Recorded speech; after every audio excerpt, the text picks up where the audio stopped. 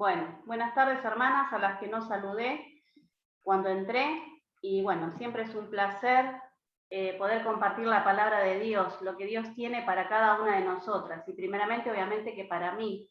Así que bueno, ya llegamos a nuestra tercer parte del estudio de Nehemías, tercera y última parte, ¿sí?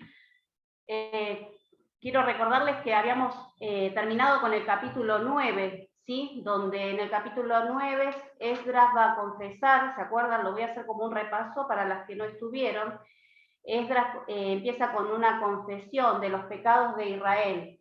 Y hablábamos de esto, ¿no es cierto? De qué buen paso es para cada uno de los hijos de Dios confesar los pecados. Cristo nos salvó, nos perdonó, los pecados pasados, presentes y futuros, pero siempre debemos pensar en esto, de que debemos confesar nuestros pecados porque estamos en la carne y todavía seguimos pecando, así que Esdras había empezado confesando los pecados del pueblo y reconociendo aquel Dios, al Dios de la misericordia. Habíamos leído algunos versículos donde decía que era Dios que perdona, clemente, piadoso, en el versículo 17, ¿sí? Grande en misericordia, ¿sí? A este Dios que reconocía como el dador de todo, ¿sí? ¿Se acuerdan? Empieza a enumerar, y yo les hablaba cuántas veces hacemos memoria de lo que Dios hizo en nuestras vidas. Esdras recordaba lo que había hecho Dios con sus padres, que los había sacado de la esclavitud de Egipto,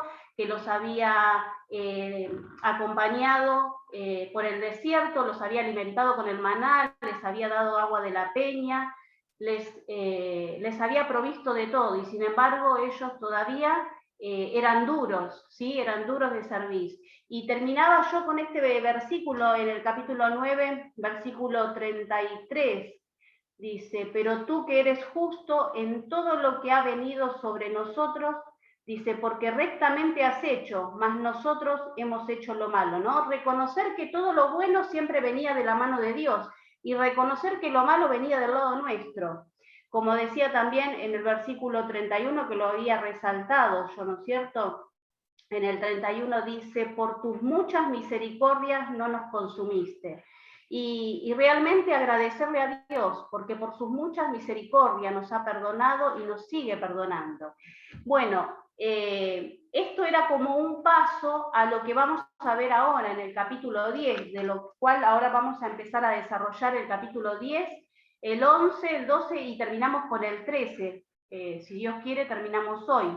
En el capítulo 10 va a empezar con una lista, ¿sí? Una lista donde otra vez van a figurar nombres, ¿sí? Que habíamos ya visto en el capítulo 7, ¿se acuerdan cuando vimos de la genealogía? Nombres que a veces no nos dicen nada, pero sin embargo Dios en su voluntad quiso que estuvieran en la palabra de Dios y por algo lo hizo, que estuvieran allí.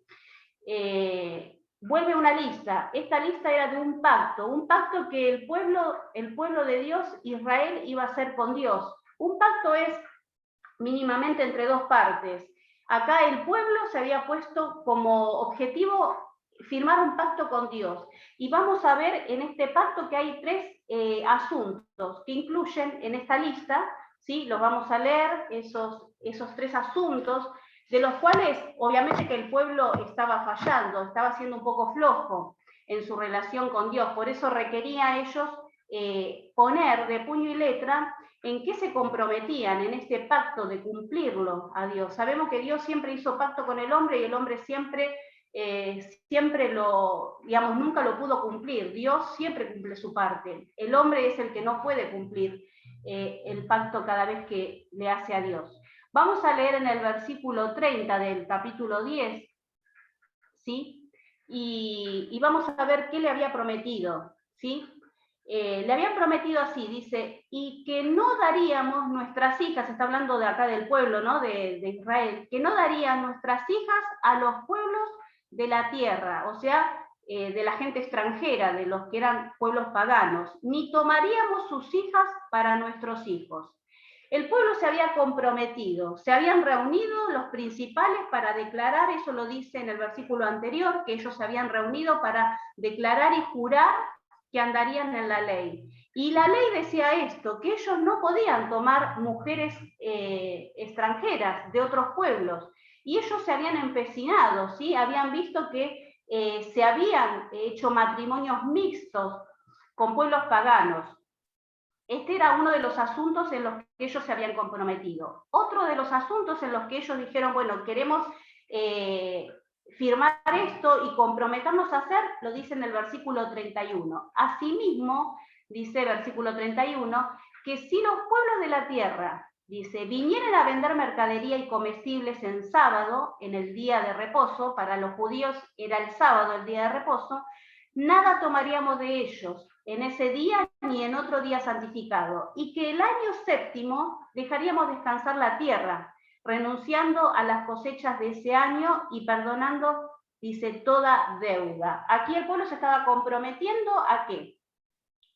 A tomar este año sabático, ¿sí? Y a no comercializar en el día de reposo. El mismo Dios había instituido este día. Si vamos a Génesis capítulo 2, versículo 2, es el mismo Dios quien instituyó ese día de descanso, ¿sí? Lo había santificado. Santificar significa apartar.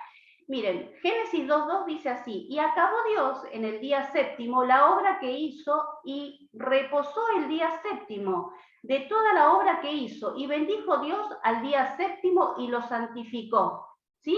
Y en él reposó. Por eso era importante que el pueblo cumpliera este mandato de Dios, porque Dios mismo lo había hecho, ¿sí? Dentro de la creación de Dios, el séptimo día, Dios lo había santificado, y ellos debían hacer lo mismo, y no lo estaban cumpliendo. Por eso se habían comprometido, habían pactado con Dios en que no iban a comercializar, ¿sí? con nadie, no iban a comprar y no iban a vender, no iban a hacer negocios. Y también habían prometido que la cosecha la iban a hacer por 6 años, y el famoso año sabático era este, de dejar descansar la tierra, el séptimo año, y también liberarían a un deudor, ¿sí? Ellos perdonarían toda deuda. El año de la liberación se llamaba esto. Bueno, se habían comprometido con esto. También en el versículo 32 al 37 vemos también otro pacto que hicieron. Dice, nos impusimos, dice el versículo 32. Fíjense que cuando alguien se impone algo, es algo que una obligación estoy asumiendo yo, ¿sí? Nadie me la está imponiendo. Ellos dicen, nos impusimos además la obligación de contribuir cada año con 4 gramos de plata para cubrir los gastos de la obra de la casa de nuestro Dios, para el pan de la propiciación y para la ofrenda continua, para el holocausto continuo. Sigue diciendo, estamos también, dice, echamos también suerte, dice, los sacerdotes, los levitas y el pueblo acerca de la ofrenda de la leña, para traerla a la casa de nuestro Dios, ¿sí? Ellos se habían comprometido no solo con todo lo que implicaba cuidar de la casa de Dios, el mantenimiento, sino también proveer de la leña, ¿sí? Tenían que subir al bosque y traer leña para el holocausto. Sigue diciendo, y que cada año llevaríamos a la casa del Señor las primicias de nuestra tierra, y las primicias del fruto de todo árbol, asimismo de los primogénitos de nuestros hijos y de nuestros ganados. También acordarnos de llevar las primicias de nuestra masa, de nuestras ofrendas de fruto de todo árbol, del vino y del aceite, y prometimos no abandonar la casa de nuestro Dios. Si ustedes les interesa leer luego de este estudio de Nehemías, el libro de Ageo habla mucho de esto, de no abandonar la casa de nuestro Dios. Cuando Dios le habla al pueblo, le dice, ustedes dicen, no es tiempo de reedificar la casa de Dios. Esto había pasado, lo de Ageo, mucho tiempo antes. Y le dice, ustedes dicen, no es tiempo, dice, de reedificar la casa de Dios. Pero ustedes, dice, tienen sus casas artesonadas, les había dicho Dios. Y la casa de Dios está en ruina. Por eso ellos se habían comprometido a no abandonar la casa de Dios. Bueno, así concluimos con este capítulo 10, ¿sí? Y nos introducimos en el capítulo 11. El capítulo 11 va a hablar de unas reformas, ¿sí? ¿Qué tipo de reformas? Bueno, ahora vamos a ver qué tipo de reformas. Hay una gran lista también, que continúa esta lista después en el capítulo 12. ¿Quiénes eran estas personas que estaban allí? Eran los que Dios quería, digamos, estas personas estaban dispuestas a hacer lo que Dios quería que hiciese. En este capítulo vamos a ver versículo 1 que dice, los jefes, ¿sí?, los que nombra, los del pueblo que habitaban en Jerusalén, pero el resto del pueblo echó suerte para que 1 de cada 10 fuesen a vivir a Jerusalén, ciudad santa, mientras los otros 9 se quedaron en otras ciudades. ¿Sí? Vamos a ver que acá en el capítulo 12 va a haber una reforma. No todos podían entrar dentro de esta ciudad. Dios le va a decir, bueno, organícense. ¿Y de qué manera lo hicieron? Dice que los jefes habitaron, ¿sí?, en Jerusalén. Dice, pero el resto del pueblo echó suerte para ver que 1 de cada 10 entrara. Siempre que decimos que se hace un sorteo o alguien dice, bueno, vamos a ver quién sale sorteado, por lo general un sorteo es algo que alguien quiere ganar, no que alguien no quiere. Acá el pueblo, ¿sí?, había echado suerte para que 1 de cada 10 fuera a Jerusalén. El entrar a Jerusalén para ellos no era un beneficio, era trabajo, era esfuerzo, era responsabilidad, era peligro porque había que guardar la ciudad en las puertas, ¿sí?, del enemigo si es que venía. Entonces acá vemos lo que pasa, echan suerte, pero ¿qué pasa? Ellos no querían, evidentemente, quedarse en Jerusalén. Pero ¿qué pasa? Hay un pequeño grupo que se ofrece voluntariamente, ¿sí?, a decir, bueno, voy yo. Entonces eran menos los que tenían que ir. Ya no echaban tanta suerte, porque habían voluntarios que querían trabajar. Y a veces en la obra del Señor pasa esto, ¿no? Son muchos los que estamos, pero pocos son los que dicen, bueno, envíame a mí, ¿sí? ¿Se acuerdan del profeta que dice, he aquí, envíame a mí? Bueno, muy pocos son los que quieren este esfuerzo. Y vemos que el pueblo bendice a aquellos que voluntariamente quisieron acercarse a Jerusalén, quedarse a vivir. ¿Los demás dónde iban a ir? A los alrededores, ¿sí? A los alrededores, a las ciudades fuera de estos muros. Y en el versículo 2 dice, y bendijo el pueblo a todos los hombres que voluntariamente se ofrecieron para habitar en Jerusalén. Vemos que mucha gente, ¿sí?, vivía en las afueras y estaban dispuestos a quedarse allí, pero pocos son los que querían trabajar. El versículo 3 del capítulo 11 dice, estos son los jefes de la provincia que habitaron en Jerusalén. Vemos acá en estos versículos siguientes, ¿sí?, cómo Dios se encarga de nombrar a quienes se quedaban, quienes querían trabajar, quienes querían voluntariamente decir, envíame a mí, yo quiero estar, y estuvieron dentro del servicio, ¿sí? Quedarse en Jerusalén era quedarse para servir, quedarse para trabajar, arriesgando tal vez, sí, su seguridad, pero sabiendo que confiaban en que Dios estaba con ellos. Entonces, dice en el versículo 3 que los jefes de las provincias que habitaron en Jerusalén, pero en las ciudades de Judá, habitaron cada uno en su posesión, en sus ciudades, los israelitas, los sacerdotes y los levitas, los sirvientes del templo y los hijos de los siervos de Salomón. Todos ellos fueron los que estaban dentro de la ciudad de Jerusalén. Dios tomó nota, ¿sí?, de esta buena acción, de esta buena actitud de las personas que quisieron voluntariamente servirle y estar dentro de la ciudad.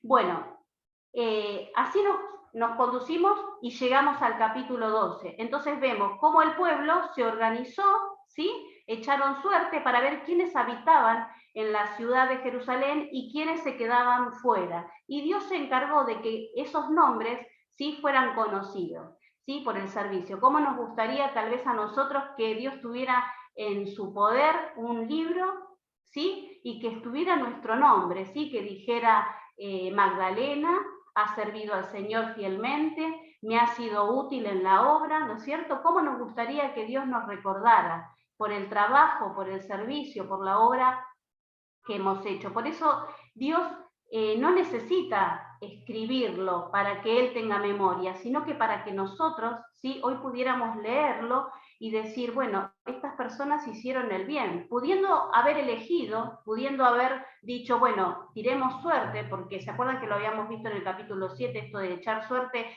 era de Turim y Urim, era la voluntad de Dios como ellos querían, ¿no?, que Dios les hablara de esta manera. Hoy nosotros no tenemos a Turim y Urim, tenemos la palabra de Dios y sabemos que Dios nos habla a través de su palabra.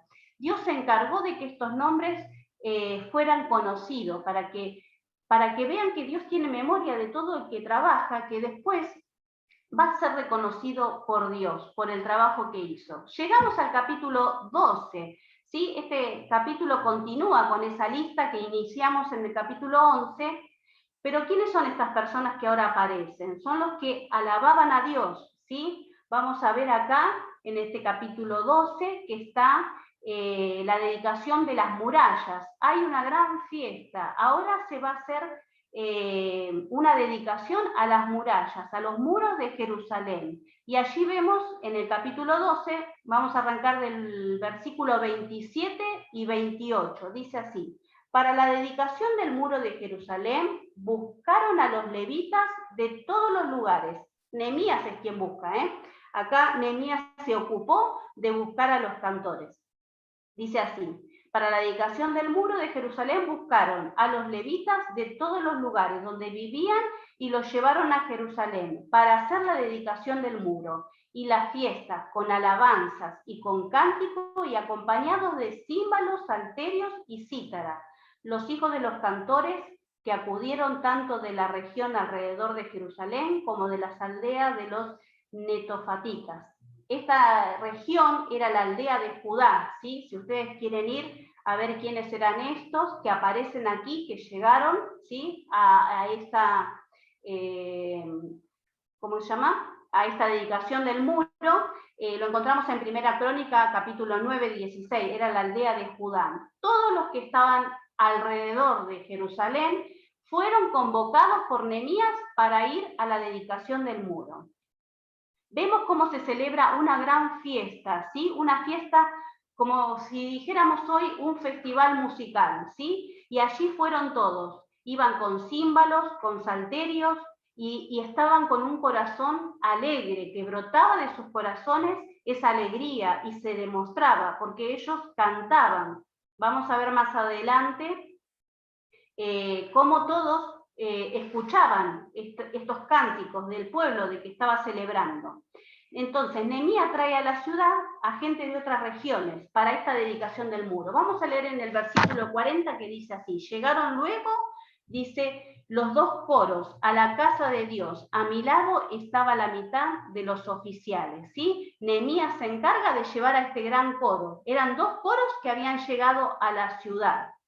Y también vemos una lista, ¿sí? En el versículo 43, Nehemías presentó la lista de los sacerdotes. Versículo 43 dice así: aquel día se ofrecieron numerosos sacrificios y se regocijaron porque Dios les había dado gran alegría. También se alegraron las mujeres, los niños, y el alborozo de Jerusalén se oía desde lejos. Imagínense, todos habían llegado para esta gran fiesta, ¿sí? Iban todos con alegría de corazón. Y dice que había mujeres y había niños. Imagínense ustedes, esa gran ciudad. Seguramente que los extranjeros o los visitantes o los que pasaban por ahí casualmente escuchaban y dirían: ¿y esto qué les pasó? ¿Qué les pasó? ¿Cuánto alborozo? Alborozo, estaba fijándome yo qué significaba, y es una alegría extrema, ¿sí? Hoy diríamos está tentado, pero era hasta con gritos, podría llegar a decirse que es un alborozo. Grito,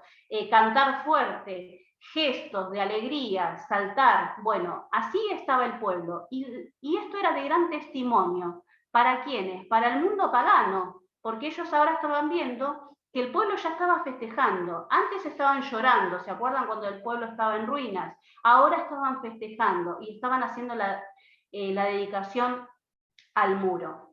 Qué lindo que es que cuando pasen por nuestra vereda de nuestra iglesia, la gente mire para adentro, ¿sí? Por lo general nos tienen por aburridos o apagados, Pero este no debe ser el espíritu de nuestra iglesia. Si realmente vamos con este corazón alegre a adorar, a recordar al Señor, debería ser nuestra actitud como este pueblo, ¿no es cierto? De alborozo, de estar contento, no perder la reverencia, ¿sí? Porque esto de que canto fuerte y de que grito y de que estoy contento y quiero que todos lo sepan, no debo perder, ¿sí? Este respeto. Y acá el pueblo estaba así, contento, y era de gran testimonio para quienes, para el pueblo pagano, obviamente que estaba mirando cómo el pueblo festejaba. ¿Sí? Por eso es hermoso, cuando ¿se acuerdan que se los había dicho la vez anterior? De que el servicio para el Señor es importante, pero qué importante, y Dios lo aclara siempre en su palabra, que la adoración debe ser algo que no debe faltar.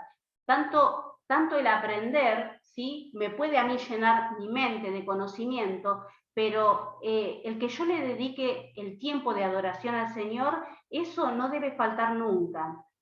Cada vez que nosotros vamos a la cena del Señor, estamos rememorando, acordándonos del sacrificio. Por eso es una de las principales reuniones cuando nos juntamos a adorar al Señor. Y la cena es una de ellas. Si ustedes recuerdan ese pasaje de María y de Marta, ¿se acuerdan de que Marta estaba afanada? Estaba diciendo, Señor, estoy con la comida, limpié toda la casa, te estoy tratando de agasajar lo mejor que puedo. Y dice, y mi hermana dice, no hace nada, dile algo. Dice que no me está ayudando. Y el Señor tan cariñosamente se lo dice, Marta, Marta, afanada estás. Estaba sirviendo Marta. ¿Estaba mal lo que hacía? No, estaba bien. Pero sin embargo el Señor le dice, afanada y turbada estás. ¿Y tu hermana qué está haciendo? Está adorando y no se lo voy a quitar, ¿sí? Porque ha escogido la mejor parte. Qué hermoso es pensar en esto, de que el servicio es importante, pero la adoración es más importante porque Dios quiere que hagamos memoria de Él, de lo que Él hizo. Y obviamente que vamos a servir, no debemos hacer una cosa u otra. Las dos cosas son importantes, pero qué lindo es que podamos servirle y adorarle también, ¿no? Y empezar, y no esperar al domingo, ¿sí? No tengo que esperar un domingo para el domingo de adoración, no. Yo puedo adorarle todos los días en mi casa, cada vez que me levanto, poder cantar, ¿sí?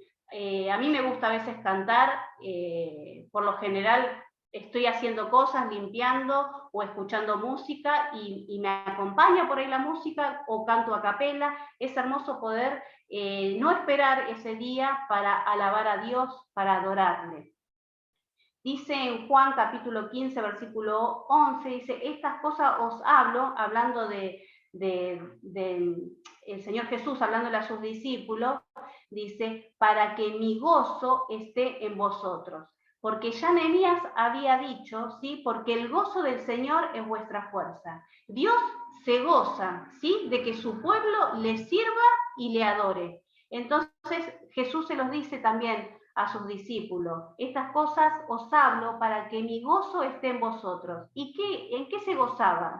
Termina diciendo, que guardéis mis mandamientos, ¿sí? Y que permanezcan, dice, para que ustedes permanezcan en mi amor, ¿sí? El Señor Jesús hablándole a sus discípulos, diciéndole estas palabras, ¿sí? Que su gozo, ¿sí? Iba a permanecer si guardaban sus mandamientos. Bueno, llegamos así al capítulo 13 de Nehemías. Otra vez el pueblo escucha, ¿sí? Escucha la ley. Otra vez allí va a escuchar de la ley de Dios. ¿Qué les habla ahora en este capítulo 13? Lo que no debían entrar en la congregación. ¿Quiénes debían estar fuera de la congregación? Que no eran parte del pueblo de Dios. Parece reiteradas veces que vamos diciendo esto, ya lo hemos dicho varias veces, sin embargo el pueblo todavía seguía teniendo estas costumbres y que no las podía desarraigar de sí. Entre el capítulo 12 y el capítulo 13, Nehemías vuelve a Susa, ¿sí? Porque así como Nehemías le había prometido al rey Artajerjes, ¿se acuerda que le había prometido que si lo mandaba a Jerusalén él iba a volver?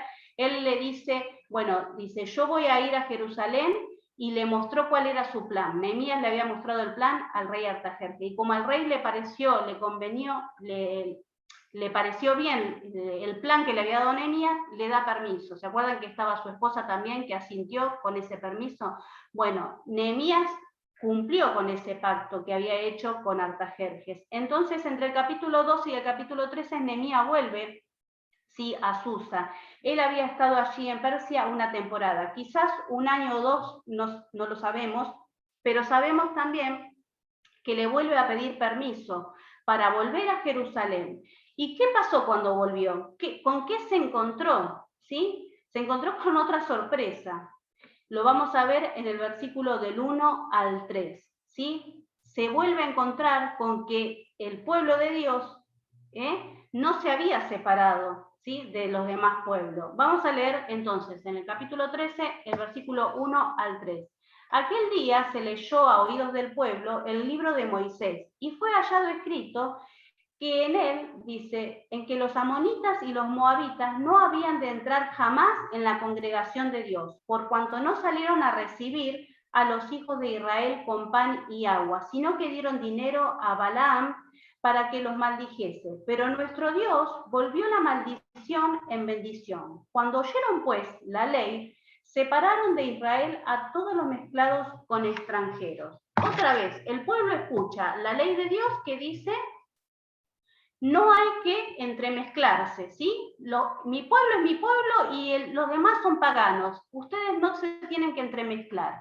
Si ustedes quieren ver la historia de Balaam, la pueden leer en Números, capítulo 23 y 24, ¿sí? El pueblo decide obedecer a Dios. ¿Y qué es lo primero que hace? Bueno, tiene que empezar a limpiarse de los extranjeros, ¿sí? Ellos sabían que habían hecho algo malo, se habían entremezclado con matrimonios mixtos, amonitas, moabitas, ¿sí?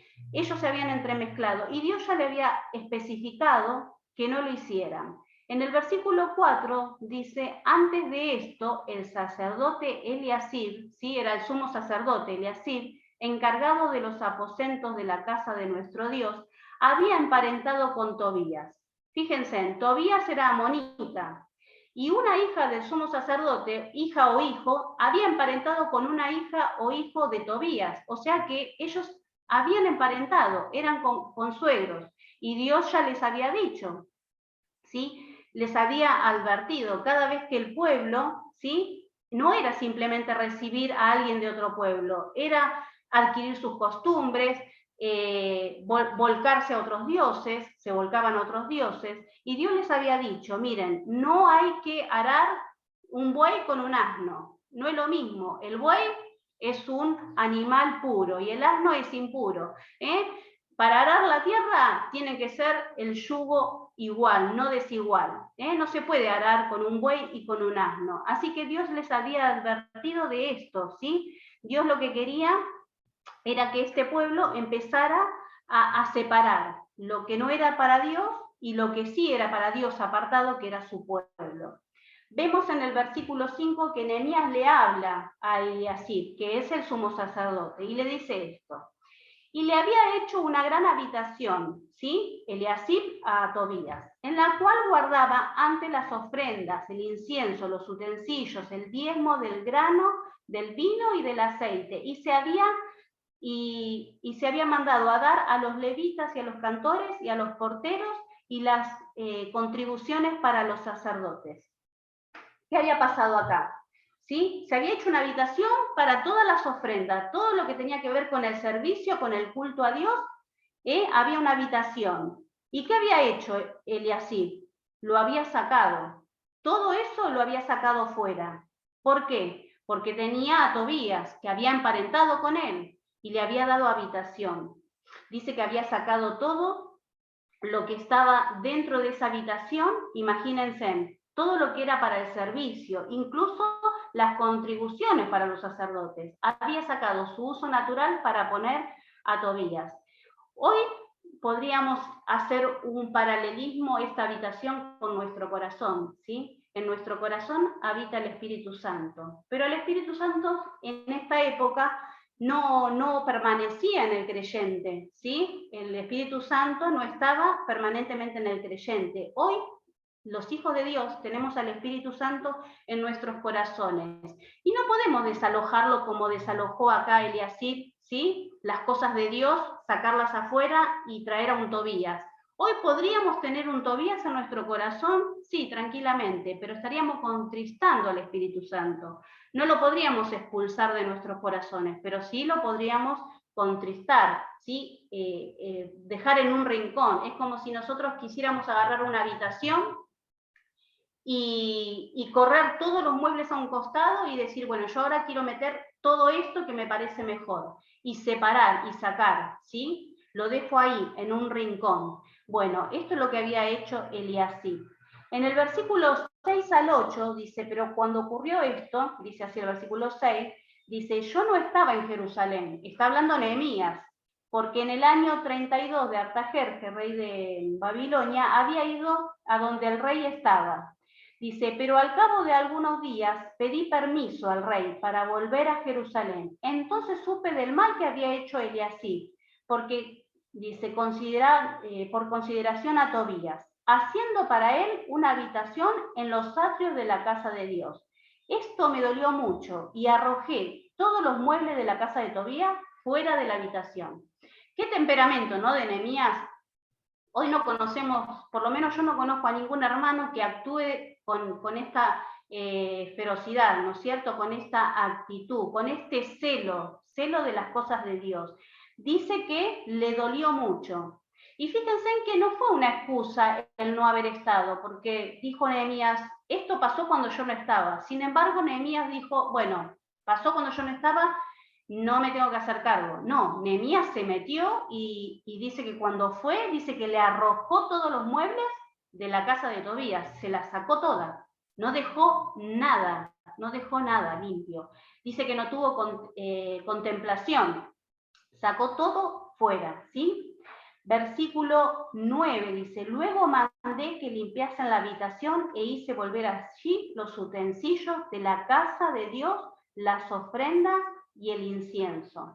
Y esto me hacía acordar que cuando uno se muda, ¿sí?, uno por ahí se muda de casa, recibe la casa sin muebles. A veces le pueden dejar uno que otro mueble, ¿no es cierto? Pero uno, ¿qué hace? Por lo general, no entra y mete todos sus muebles sin limpiarla. Lo primero que hace es entrar y limpiar, ¿no es cierto? Y esos muebles que estaban, si alguno quedó, uno lo saca afuera, lo regala, hace lo que quiere. Pero uno cuando entra a una casa empieza a limpiar. Y Nehemías hizo eso. Arrojó todo lo que no era del servicio de Dios, lo arrojó fuera. Y después, ¿qué hizo? Se puso a limpiar esa habitación para volver todo a su estado original, donde debía estar las cosas de Dios dentro y lo que no correspondía lo sacó todo fuera. Primera Pedro habla en el capítulo 3, versículo 15, dice, santificar, dice, a Dios en vuestros corazones, apartar a Dios en vuestros corazones. Realmente es Dios quien tiene que morar en el corazón de los creyentes. Cristo morando en el creyente. Y esta era una simbología, ¿no es cierto?, de que esta habitación donde se guardaban todas las cosas de las ofrendas, de lo que estaba destinado para el sacerdocio, ¿sí?, para solventar los gastos de ellos. Todo había sido cambiado de lugar, pero cuando Nehemías llega, pone cada cosa en orden en su uso original, al servicio de Dios. Pero Nehemías no se detuvo ahí. Vamos a leer lo que dice en el versículo 10. Encontré asimismo que las porciones para los levitas no se habían sido dadas. Fíjense, no solo que no se ocuparon de poner las cosas en su lugar, sino que no estaban cumpliendo con lo que se les había ordenado, ¿sí?, de darle las porciones a los levitas y a los cantores, ¿sí?, sus ofrendas, su manutención. Se había dejado de ofrendar para ellos.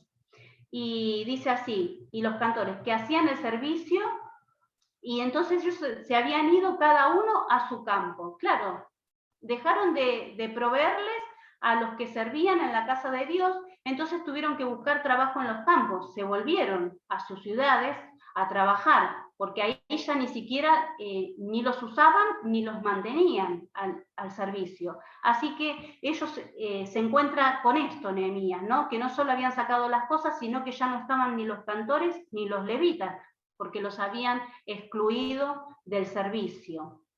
Así que bueno, aquí vemos que no solo había sido sacado las cosas, sino que ya le habían sacado el apoyo económico a los levitas y a los cantores, ¿sí? Bueno, el servicio de Dios había sido destituido. Vamos a ver entonces ahora el versículo 14, hay una oración de Nehemías. Nehemías ora a Dios y le dice, acuérdate de mí por esto, Dios mío, y no borre las obras de misericordia que hice en la casa de Dios, dice, en su servicio. Cuando leía este pasaje y dice, acuérdate de mí, me acordaba de quién había dicho estas mismas palabras, acuérdate de mí. ¿Se acuerdan del ladrón de la cruz que le dice al Señor Jesús, acuérdate de mí? Pero el ladrón de la cruz, cuando le dice acuérdate de mí, no le está diciendo acuérdate de mí en este momento que estoy sufriendo y quiero zafar. El que dice quiero zafar era el otro, el que estaba al otro costado. Sin embargo, este acuérdate de mí es porque dice, para cuando vengas en tu reino, le dice, ¿sí? Este no quería una limosna de Dios, no quería que se acordara en ese momento, quería para siempre que Dios se acordara de él, dice, porque cuando vengas en tu reino, le dice uno de los ladrones. Y realmente Nehemías también le está diciendo, acuérdate de mí, de la obra que estoy haciendo, para que tengas memoria de mí, para que te acuerdes de lo que hice. Esto no es, si lo leemos así, va a decir, no es que se está queriendo poner en un lugar donde no le corresponde, simplemente para que Dios le tome en cuenta, ¿sí?, de su servicio. Nehemías le pide, ¿sí?, a Dios que lo registre en este hecho, que Dios hizo precisamente, ¿sí?, lo que Dios le había pedido, lo que decía su palabra. Nehemías estaba cumpliendo nada más y nada menos con lo que Dios le había pedido y le pide que tenga memoria de él. Así como pidió, ¿sí?, el ladrón de la cruz, que le dice, acuérdate de mí, porque quería estar para toda la eternidad con Dios, ¿sí? Entonces, porque le había reconocido por la fe. Sigue diciendo en el versículo 15, ¿sí? También Nehemías descubre ahora otro incumplimiento, el día de reposo, versículo 15 y 16.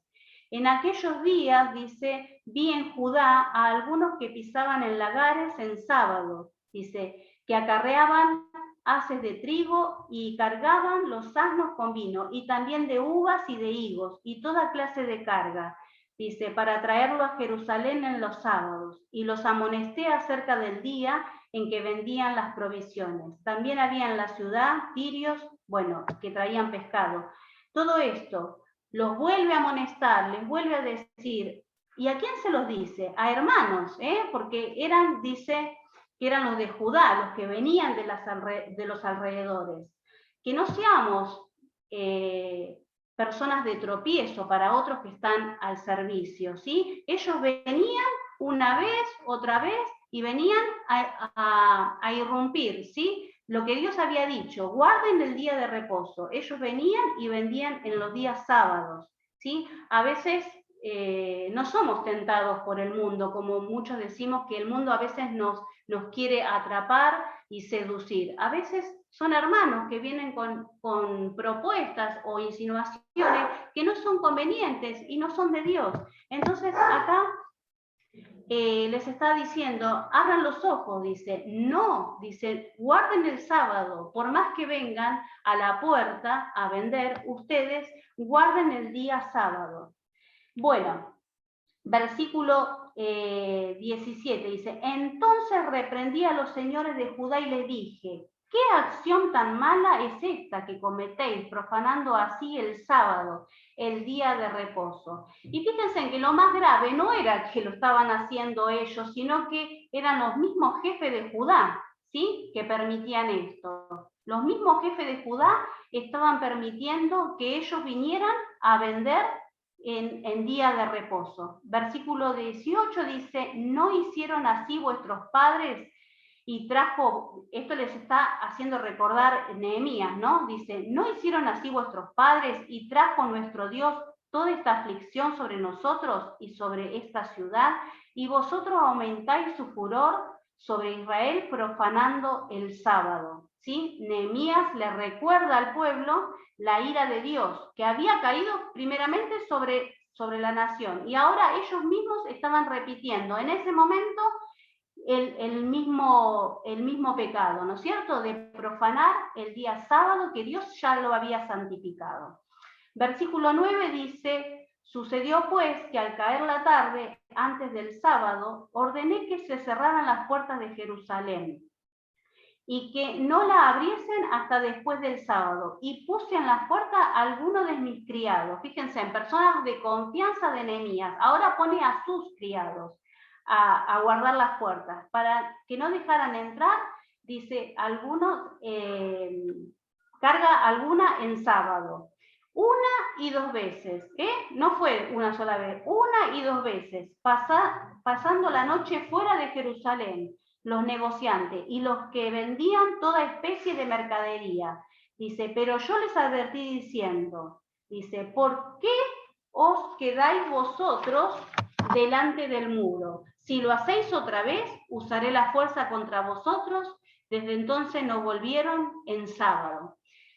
Fíjense, Nehemías les dice, les avisé una vez, les avisé dos veces, a la tercera voy a tomar cartas en el asunto, ya no les voy a hablar, ya les voy a mostrar de otra manera de qué es lo que les estoy queriendo decir. Pensaba cómo era la educación antes. Hoy la educación dice que no hay que pegarle a un niño, ¿no? La psicología moderna dice que ahora a los niños no se les pega. Pero yo nací bajo la disciplina de la chancleta y la varillita. Había una varillita en mi casa de niña, tenía un cañaveral y mi mamá sacaba una varillita finita, así que era una planta, ¿sí? De una caña. Y esa varillita picaba, que daba calambre. Entonces yo veía la varillita y ya me portaba bien. No hacía falta que mi mamá me lo repitiera. Hoy, vieron que le dicen los padres a los nenes, portate bien que te voy a pegar, portate bien que te voy a pegar. Y se lo dicen como 10 veces, 15 veces, y nunca llega el castigo. Esa no es la educación que nos dieron a nosotros. Y Dios acá, obviamente que Nehemías estaba bajo la mirada de Dios, y Dios seguramente que estaría aprobando esto. Mirá, y vamos a ver más adelante qué es lo que pasó. Le dice, te lo estoy advirtiendo una vez, te lo estoy advirtiendo dos veces, y si no, voy a tener que pasar a otra medida, ¿sí? El amenazar no hace nada, en algunas personas. La educación de los hijos no para todos es igual, es cierto eso, porque uno es por ahí más sensible a la palabra y obedece. Hay otros que no son sensibles a la palabra. Y bueno, hay muchos creyentes que no son sensibles a la palabra. Le hablamos una vez, le hablamos dos veces, le hablamos tres veces, y a veces tiene que venir el castigo de parte de Dios. Y acá Nehemías le estaba diciendo al pueblo, no vengan a vender en día de reposo, no vengan a vender en día de reposo. Y Nehemías salía a comprobar esto. Y el pueblo sabía que cuando Nehemías hablaba, que Nehemías cumplía. Entonces dice que después ya dijeron, no vayamos porque Nehemías es de armas de tomar. Versículo 23 al 25. Vi asimismo en aquellos días a judíos que habían tomado mujeres. Otra vez volvemos a lo mismo. Esto como que parece que lo repitiera una y otra vez. Habían tomado mujeres de Asdod, ¿sí? Estoy leyendo el versículo 23. Amonitas y moabitas. Y la mitad de sus hijos hablaban en lengua de Asdod, porque no sabían hablar la lengua de Judá, sino que hablaban la lengua de cada pueblo. Dice Nehemías, reñí con ellos, los maldije, los hice azotar a algunos de ellos, le arranqué los cabellos. Fíjense en la psicología de Nehemías, ¿no? Ya la palabra no les entraba. Empezó, reñí, los maldije, los azoté, les arranqué los cabellos. ¿Qué más podía hacer Nehemías para hacerles entender que ellos no debían tomar mujeres extranjeras? No era simplemente que se cambiaban de pueblo, que era una mujer extranjera, no, cambiaron su manera de hablar. Y cuando un hijo de Dios se aparta de Dios, ¿sí? Empieza a hablar de otra manera, ¿sí? Cambia su manera de hablar. Y vaya que si lo hacían, dice que los hijos no entendían su idioma, ya hablaban el idioma de los moabitas, ¿sí? Ya hablaban en otro idioma. Y cuando uno se aparta de Dios, empieza con otro dialecto, ya empieza a hablar de otra manera, ya no es el mismo, ya no lo reconocemos a veces cuando se apartan, ¿sí? Empiezan a hablar otro idioma que no es el idioma que Dios quiere para cada uno de nosotros.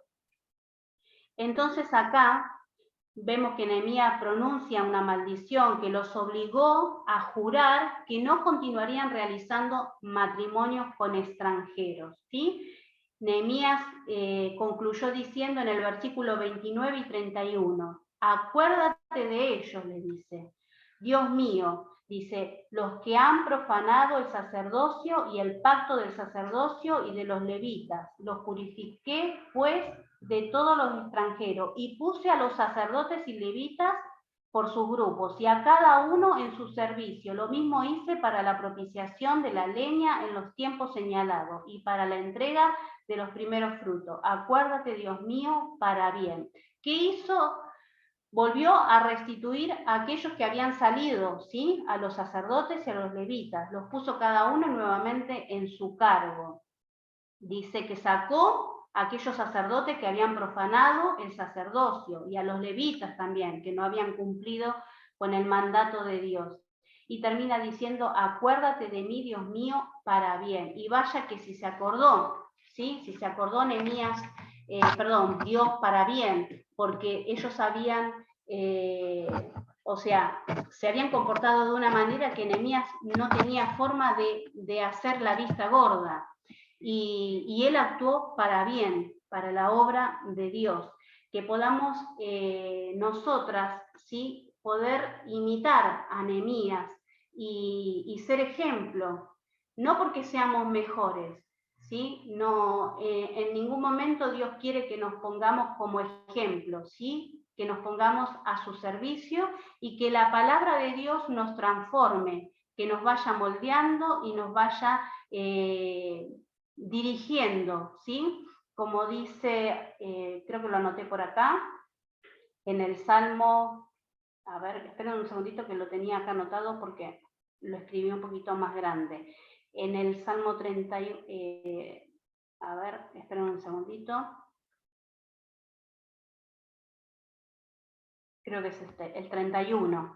Señor, dice, inclina a mí tu oído, rescátame pronto, sé para mí roca fuerte, fortaleza para salvarme, porque tú eres mi roca, mi fortaleza, y por amor de tu nombre me conducirás y me guiarás. ¿Sí? Él es quien me va a conducir, el que me va a guiar, pero yo tengo que estar en sintonía, ¿sí? En sintonía con Dios.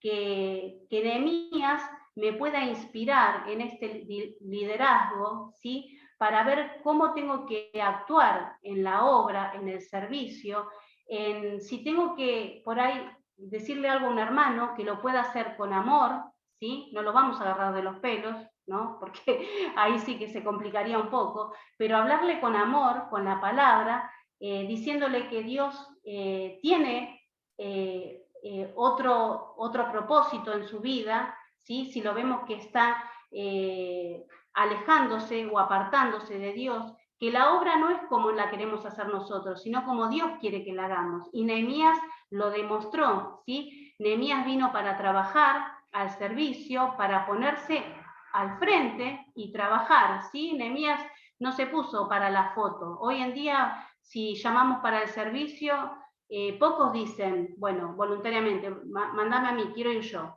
Pero cuando todos dicen, bueno, saquemos la foto de de la obra que hicimos, y ahí vienen todos, ¿sí? Por ahí son 50, 60 en la foto, pero los que trabajaron por ahí son poquitos, y son los que menos se ven por ahí en la foto.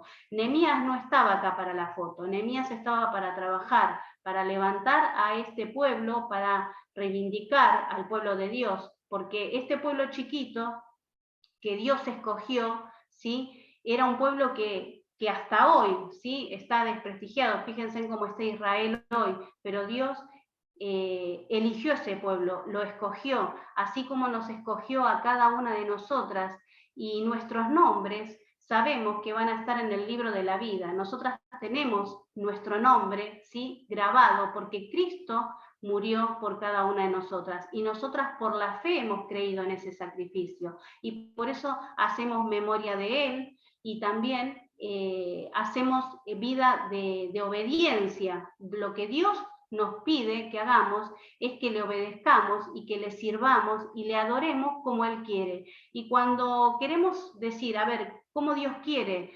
¿Qué mejor que este libro? A mí me enseñó muchísimo este libro sobre el servicio, sobre la adoración y sobre aquello que es la limpieza, ¿sí?, espiritual de cada una de nosotras, que podamos limpiarnos, que podamos servirle y que el Señor nos vea dignas, ¿sí?, y que podamos decir, Dios, acuérdate de mí, de lo que hice, del servicio, no para vanagloriarnos, sino para que el Señor nos tenga en cuenta, y seguramente que nuestros nombres estarán escritos allí en el cielo, y que Dios va a dar la recompensa, no buscarla acá en la tierra, ¿sí? Porque si buscamos nuestra recompensa acá en la tierra, después allá arriba no nos van a dar otra recompensa. Así que nuestra recompensa tiene que ser allí arriba, y es el Señor quien queremos, seguramente todas, es nuestro deseo, que el Señor nos recompense por la obra que es suya, y nosotras somos las que trabajamos, ¿sí? Nosotras somos las que ponemos nuestras manos al servicio de Dios,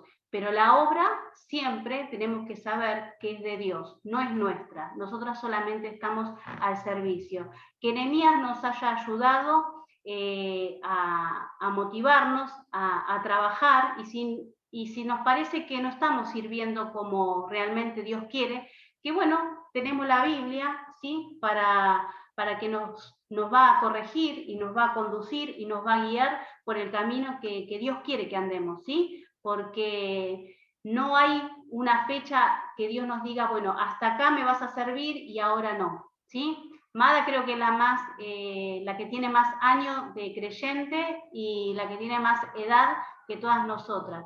Y el servicio, Mada, no se termina, ¿sí? Hasta que el Señor nos lleve tenemos que servir. Orar es un servicio que no todos a veces lo pueden hacer. A veces yo siempre que acudo a algunas hermanas, siempre elijo a las mayores porque sé que no se olvidan, y yo les digo, orá por este motivo, y yo sé que las hermanas son fieles y constantes en la oración. A mí en lo que más me falla es en la oración, a veces ser constante, pero que cada una nos podamos apoyar unas a otras y contar, ¿sí? Porque todas estamos trabajando para un mismo Dios. Que Dios añada su bendición sobre su palabra, sobre el estudio de Nehemías, y que podamos todas trabajar en el servicio como Dios quiere, ¿sí? No como nos parece a nosotros, no como me parece a mí, no como les parezca a unas de ustedes, sino como Dios quiere que lo hagamos, ¿sí? En dependencia de Él, sabiendo que Él es el que hace la obra y nosotras somos las que ponemos nuestras manos a funcionar. Dios bendiga su palabra.